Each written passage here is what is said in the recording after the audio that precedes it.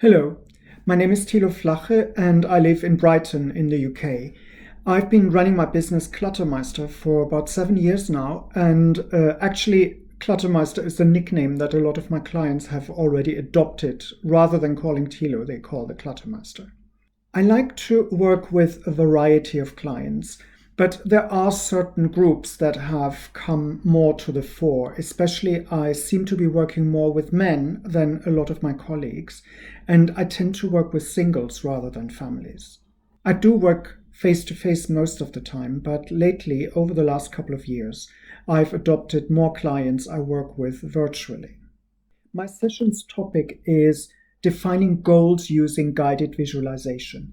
I found that a lot of clients are having trouble defining their goals properly, and this tool has proven to be very helpful, not only for them to visualize what they actually want to achieve, but also for me to find ways to make that happen. My session will take the format of a workshop, starting with a presentation and a case study, then followed by a question and answer opportunity for everybody who's present.